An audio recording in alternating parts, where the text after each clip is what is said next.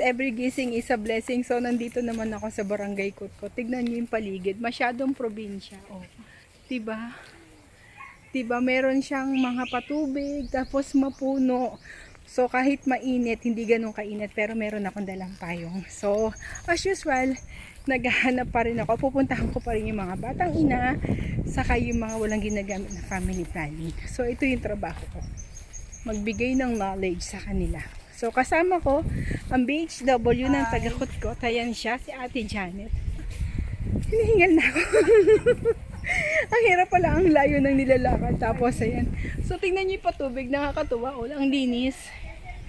Ang linis ng patubig nila. Tapos, ang mapuno, mahangin. So, ayan. So, ayan guys. Sinishare ko lang sa inyo yung trabaho ko. Every Wednesday. Every Wednesday kasi ako bumababa. So, nulit ko ako yesterday. So, every gising is a blessing. So, natutuwa talaga ako sa patubig yan. Kasi nung maliit ako, takot ako dyan. Pero yung mga kaibigan ko, mga lalaki, naliligo sila dyan. Actually, marami pa rin naliligo sa ganitong patubig.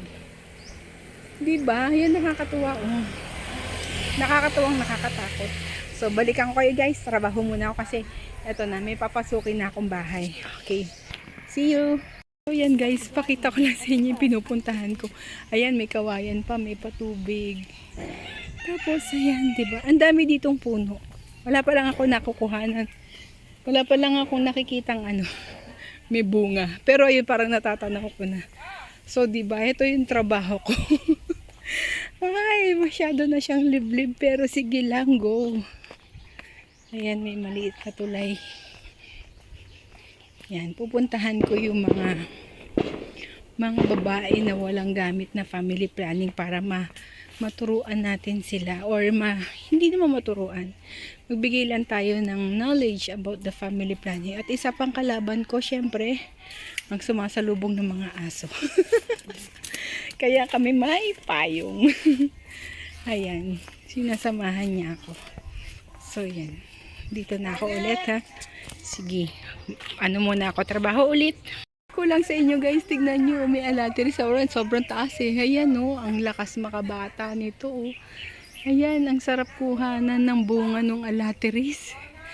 Ayan oh. So hindi nakikita pala sa camera ko, pero may alatirisan yan. Yung maliit ako, pag pinaptutulog ako ng mama ko, tumatakas ako, nangunguha ko niyang alatiris. Sayang di ko mapakita kung gaano kadaming bunga na itong alatiris na to.